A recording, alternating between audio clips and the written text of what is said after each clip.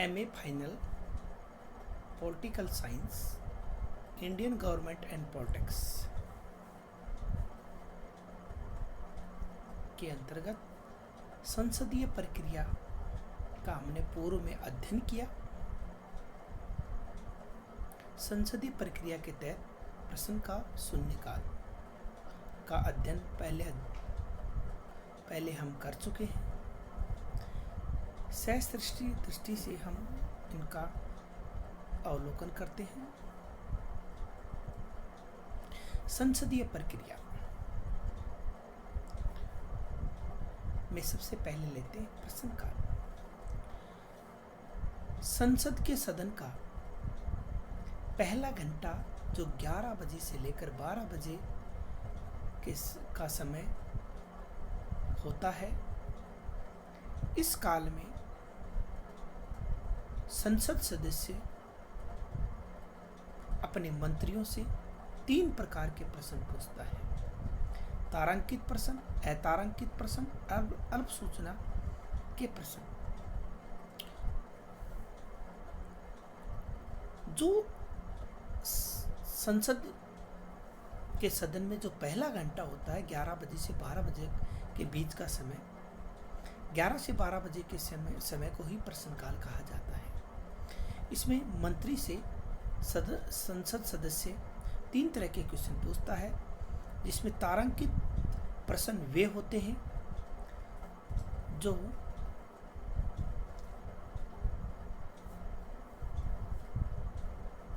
सदन सदस्य प्रश्न पूछता है वह तुरंत उत्तर चाहता है, उन्हें तारांकित प्रश्न कहा जाता है। अतारांकित प्रश्न जो लिखित में होते हैं,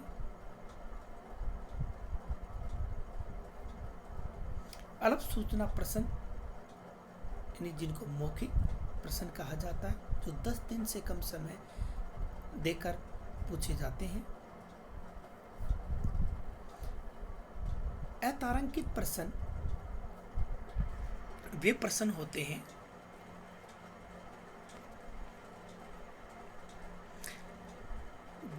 जिन प्रश्नों का उत्तर सदन सदस्य लिखित में चाहता है, उन्हें तारांकित प्रश्न कहा जाता है। अल्प सूचना प्रश्न वे प्रश्न होते हैं जो अविलंबनीय, लोक महत्व या सार्वजनिक महत्व के होते हैं।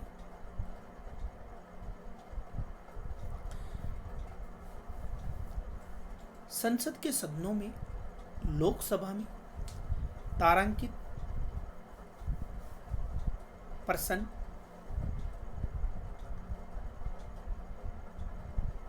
कुल पूछे जा सकते हैं 20।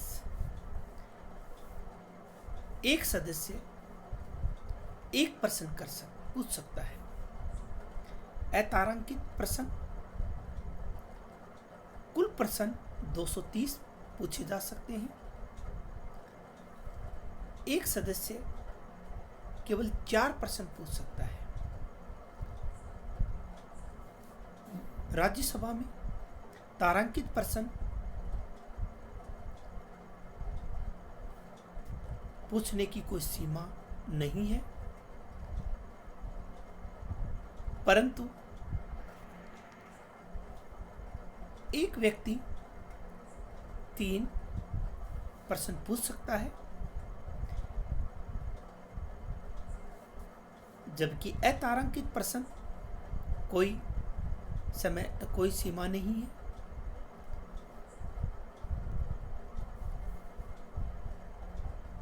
इसमें एक व्यक्ति कितने भी क्वेश्चन पूछ सकता है।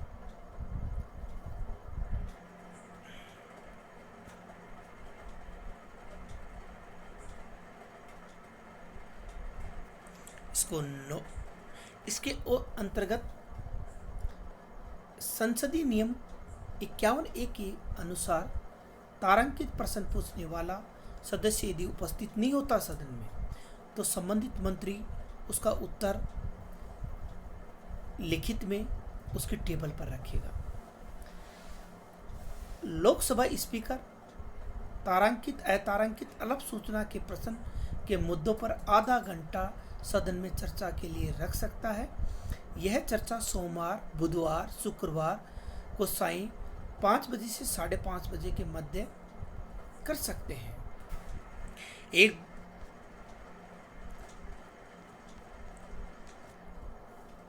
पहले हमने केवल इसको समझने का प्रयास किया था, अब इसको मैं लिखवा देता हूं।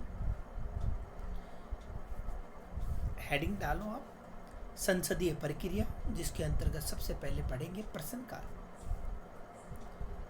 प्रश्नकाल के अंतर्गत आपको लिखना है, संसद में सदन के कार्य का पहला घंटा 11 से 12 बजे का समय प्रश्नकाल कहलाता है। इस प्रकार के काल में संसद सदस्य मंत्रियों से 3 प्रकार के प्रश्न पूछ सकते हैं। नंबर 1 तारांकित प्रश्न, नंबर 2 अतारांकित प्रश्न, नंबर 3 अल्प सूचना प्रश्न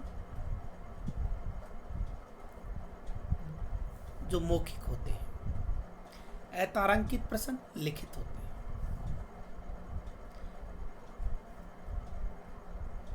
अल्प सूचना प्रश्न के आगे आप लिखो 10 दिन से कम समय देकर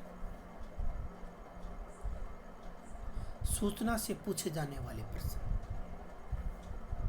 इसके नीचे आप एक डायग्राम बनाएंगे जिसमें लिखेंगे LS लोकसभा। लोकसभा के अंतर्गत आप 2 पार्टिसिपेशन करेंगे। पहला है तारांकित प्रश्न। तारांकित प्रश्न को 2 भागों में डिवाइड करेंगे, जिसमें एक तरफ कुल प्रश्न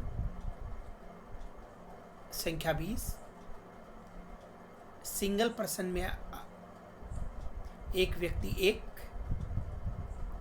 अब तारांकित प्रश्न के 2 भाग होंगे, जिसमें कुल प्रश्न 230, सिंगल व्यक्ति 4 प्रश्न पूछ सकता है सदन में।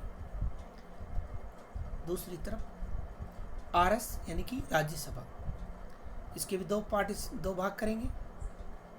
इसमें तारांकित प्रश्न में के भी 2 भाग करेंगे, जिसमें कुल प्रश्न कोई सीमा नहीं है। दूसरे भाग में सिंगल एक व्यक्ति 3 प्रश्न पूछ सकता है। अब अतारांकित में इसके भी 2 भाग करेंगे। इसमें कोई सीमा नहीं है। दूसरे भाग में सिंगल प्रश्न कोई सीमा नहीं है, कितने भी प्रश्न पूछ सकता है। अब हेडिंग डाले होगी, तारांकित प्रश्न वे प्रश्न होते हैं जिसका उत्तर संसद सदस्य सदन में तुरंत चाहता है, उसे तारांकित प्रश्न कहते हैं। आगे है अतारांकित प्रश्न।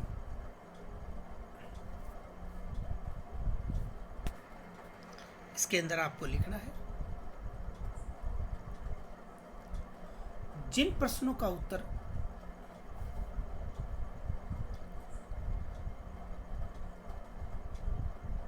सदन सदस्य लिखित में चाहता है, उसे अतारांकित प्रश्न कहते हैं।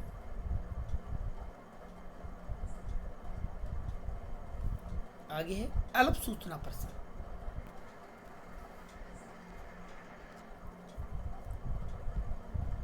अल्प सूचना प्रश्न के अंतर्गत लिखना है, जो प्रश्न अविलंबनीय, सार्वजनिक महत्व का हो तथा जिन्हें साधारण प्रश्न के लिए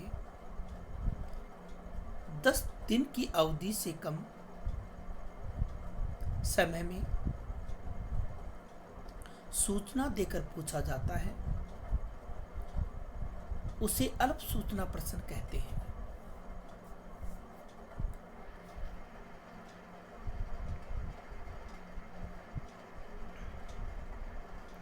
पैराग्राफ चेंज करके आपको नीचे नोट डाल के लिखना है, सबसे अधिक प्रश्न 7वीं लोकसभा में पूछे गए थे और सबसे कम प्रश्न 12वीं लोकसभा में पूछे गए थे।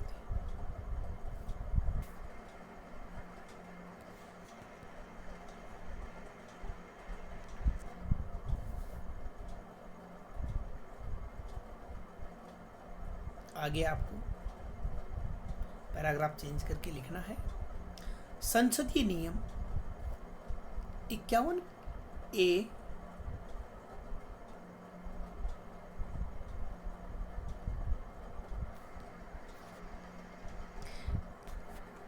के अनुसार यदि तारांकित प्रश्न पूछने वाला संसद सदस्य उपस्थित नहीं है तो मंत्री लिखित उत्तर उसकी टेबल पर रखेगा।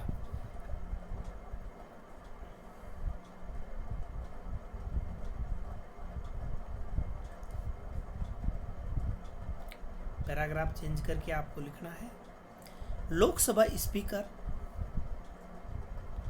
तारांकित, अतारांकित और अल्प सूचना के प्रश्न पर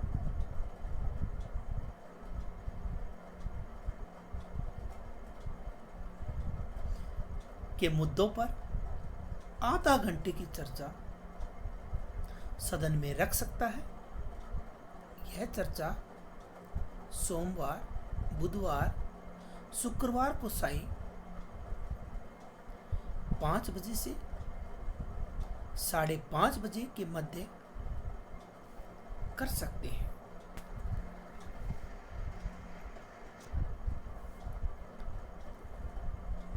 अगला टॉपिक संसदीय प्रक्रिया में है शून्यकाल। शून्यकाल प्रश्नकाल के ठीक समय के बाद को शून्यकाल कहा जाता है। जो 12 से 1 बजे का जो समय होता है उसे शून्यकाल कहा जाता है। शून्यकाल लोकसभा और राज्यसभा की प्रक्रिया का संचालन के संबंध में कोई उल्लेख नहीं है।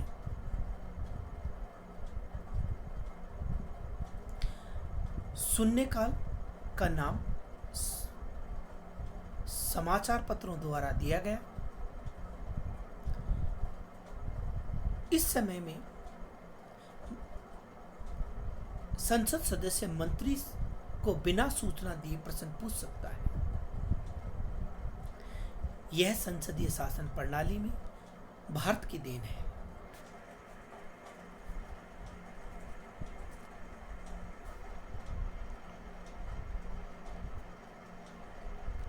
इसके अंतर्गत आपको शून्यकाल के अंतर्गत लिखना है, संसद के दोनों सदनों में प्रश्नकाल के ठीक बाद के समय को शून्यकाल कहा जाता है। यह 12 बजे से 1 बजे तक का समय होता है। शून्यकाल का लोकसभा, राज्यसभा की प्रक्रिया तथा संचालन नियम में कोई उल्लेख नहीं है।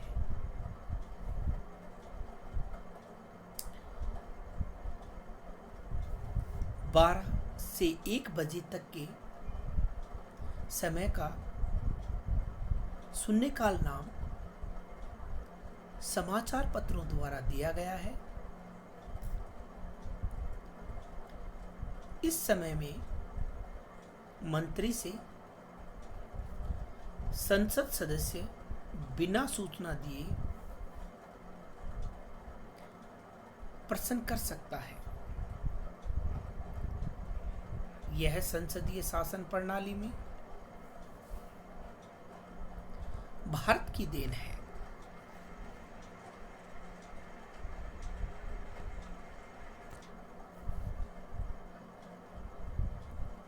अब जो आगे जो टॉपिक है वो है संसद में मामले उठाने की प्रक्रिया। संसद में जो भी मामले उठाए जाते हैं उसके संबंध में प्रक्रिया।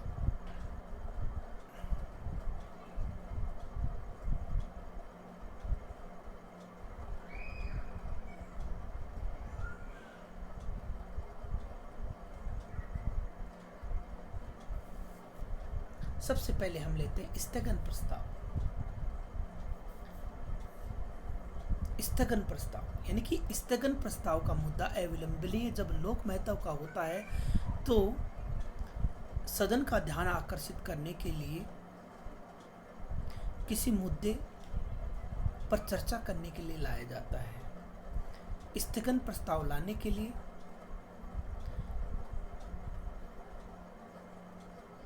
पचास सदस्यों की सहमति आवश्यक होती है। स्थगन प्रस्ताव के लिए उचित विषय होने चाहिए, जैसे देश की राजनीतिक स्थिति, अराजकता, बेरोजगारी, रेल दुर्घटनाएं, अंतर्राष्ट्रीय स्थिति, महंगाई का मुद्दा आदि पर स्थगन प्रस्ताव लाया जा सकता है। स्थगन प्रस्ताव पर चर्चा साय 4 बजे से होती है। जो संसद सदस्य स्थगन प्रस्ताव पेश करना चाहता है उसे प्रस्ताव पेश करने के लिए सुबह ही 10 बजे इसकी सूचना स्पीकर यानी कि लोकसभा में स्पीकर को, राज्यसभा में सभापति को, मंत्री और महासचिव को देनी होती है। यदि स्पीकर का यह मामला नियमानुकूल लगे, यदि स्पीकर को यह मामला उचित लगे, नियमों के अनुकूल लगे, तो इस प्रस्ताव को पेश करने की अनुमति दे सकता है। प्रश्नकाल की समाप्ति के बाद सदन की अनुमति से प्रस्ताव पेश किया जा सकता है। स्थगन प्रस्ताव पर एक बार चर्चा प्रारंभ हो जाए तो इसे रोकने की शक्ति स्पीकर के पास नहीं होती, बल्कि संपूर्ण सदन में निहित होती है।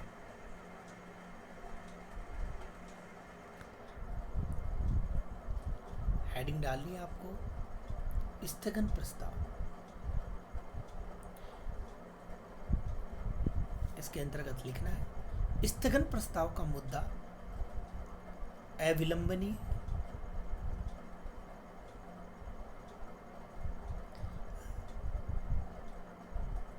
सार्वजनिक महत्व का, तथ्यपरक होना चाहिए ताकि सदन का ध्यान आकर्षित किया जा सके।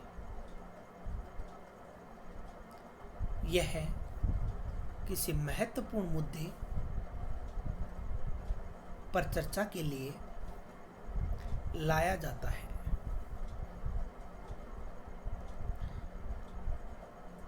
स्थगन प्रस्ताव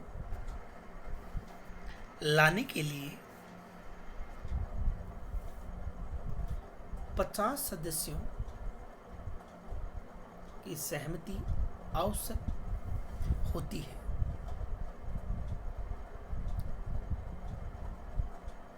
स्थगन प्रस्ताव के लिए उचित विषय देश की राजनीतिक स्थिति, अराजकता, बेरोजगारी, रेल दुर्घटनाएं, अंतर्राष्ट्रीय स्थिति, महंगाई का मुद्दा आदि है। स्थगन प्रस्ताव पर चर्चा सामान्यतः सायं 4 बजे होती है।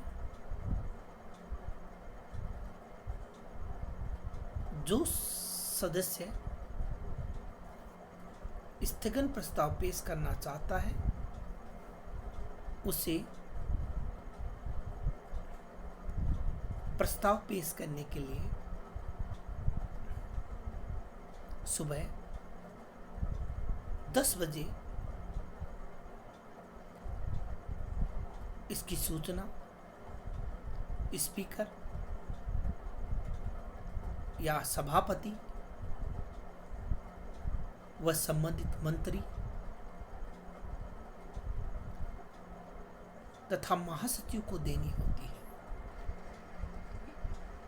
यदि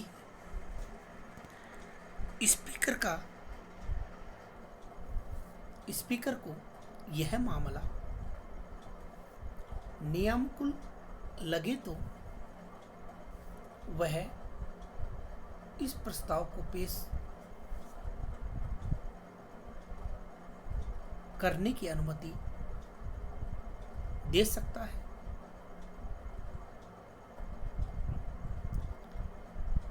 प्रश्नकाल की समाप्ति के बाद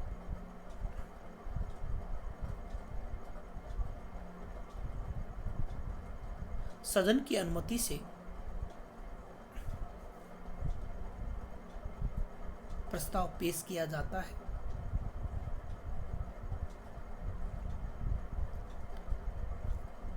स्थगन प्रस्ताव पर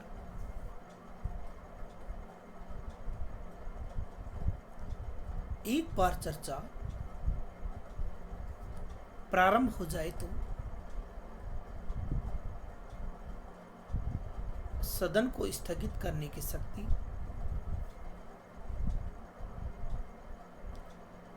स्पीकर के पास नहीं होती।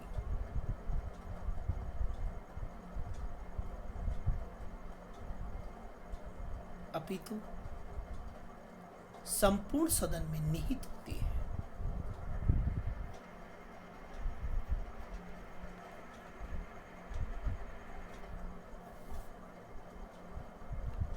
स्थगन प्रस्ताव के बाद में है ध्यानाकर्षण प्रस्ताव।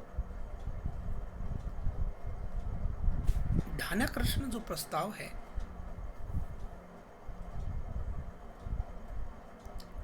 वह सदन में सभापति या स्पीकर की अनुमति से ही किसी महत्वपूर्ण मुद्दे पर किसी मंत्री का ध्यान आकर्षित करने के लिए लाया जाता है। ऐसे प्रस्ताव पर वह अपना वक्तव्य तुरंत या टिप्पणी करता है और वक्तव्य देने के लिए वह समय मांग सकता है। इस प्रस्ताव के मुख्य स्रोत समाचार पत्र होते हैं।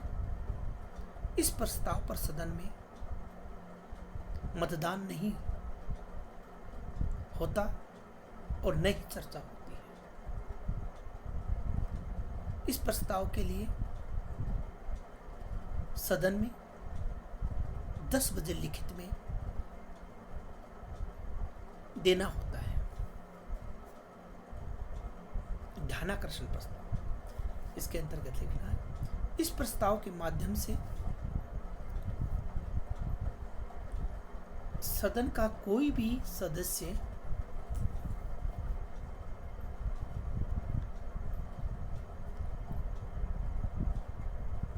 लोकसभा अध्यक्ष या सभापति की अनुमति से किसी भी महत्वपूर्ण मुद्दे पर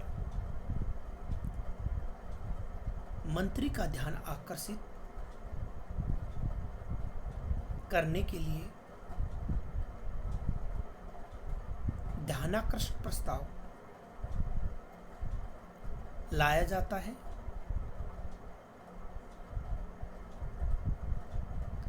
मंत्री ऐसे प्रस्ताव पर अपना तुरंत वक्तव्य या टिप्पणी करता है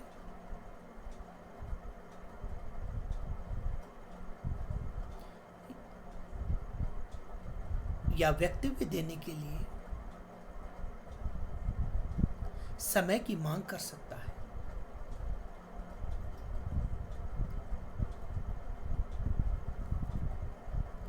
इस प्रस्ताव की मुख्य स्रोत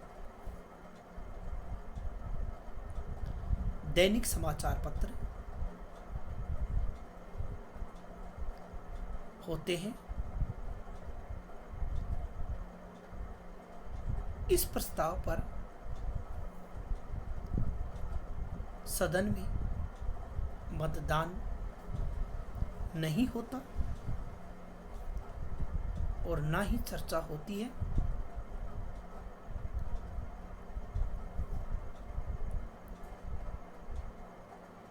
यह प्रस्ताव 10 बजे लिखित में दिया जाता है।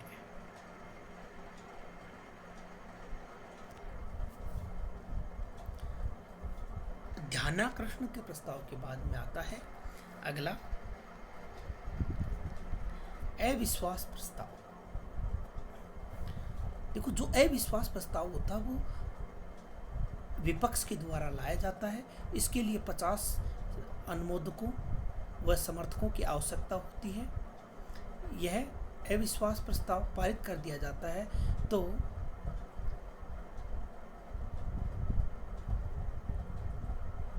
मंत्रिपरिषद को त्यागपत्र देना पड़ता है, यानी कि जो मौजूदा सरकार होती है उसको अपना त्यागपत्र देना पड़ता है। इसमें लिखो हेडिंग डाल के अविश्वास प्रस्ताव। इस प्रस्ताव को विपक्ष लेकर आता है।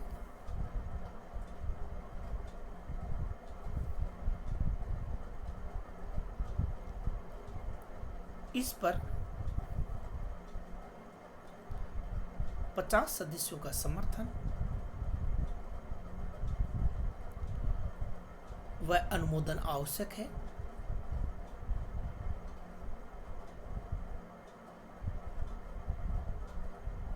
यदि अविश्वास प्रस्ताव पारित कर दिया जाता है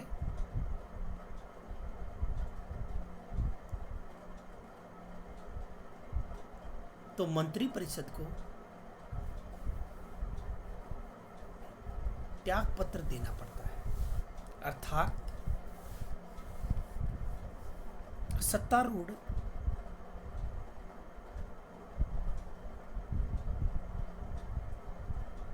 सरकार अपदस्थ कर दिया जाता है।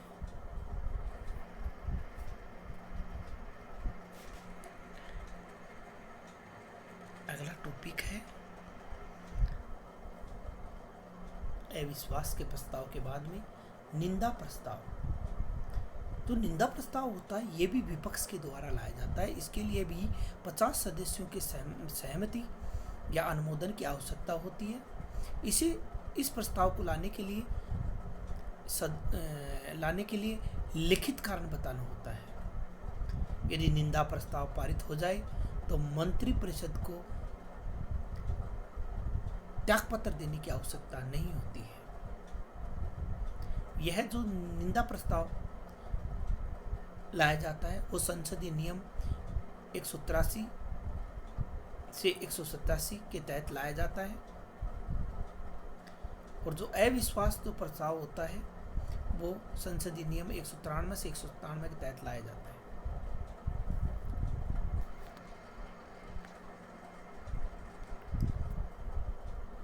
निंदा प्रस्ताव हेडिंग डाल के इसमें लिखो,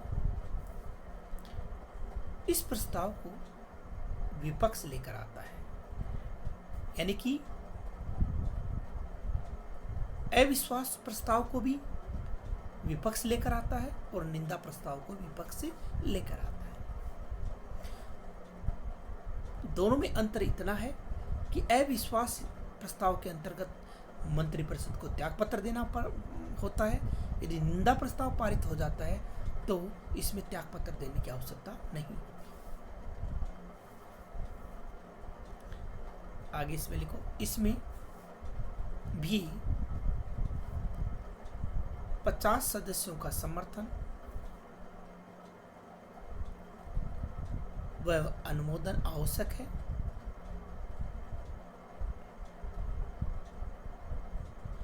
इस प्रस्ताव को लाने के लिए लिखित कारण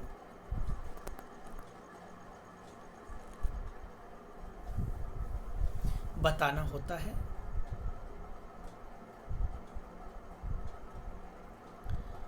यदि निंदा प्रस्ताव पारित हो जाए तो मंत्री परिषद को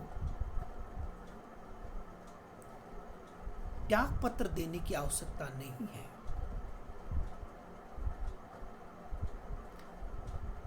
पैराग्राफ चेंज करके नोट डाल के आपको लिखना है, संसदीय नियम 183 से 187 तक निंदा प्रस्ताव का उल्लेख है और संसदीय नियम 193 से 197 के तहत अविश्वास प्रस्ताव का उल्लेख है।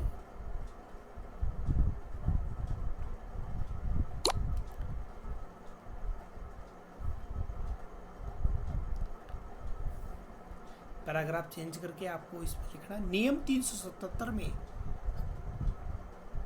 प्रावधान है कि अगर संसद किसी सदस्य के साथ दुर्व्यवहार होता है तो इस नियम के तहत कार्यवाही की जाएगी।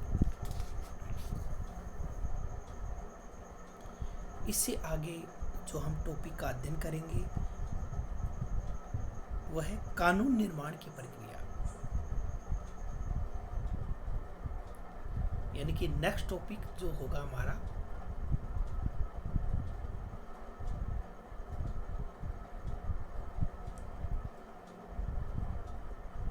कानून निर्माण की प्रक्रिया।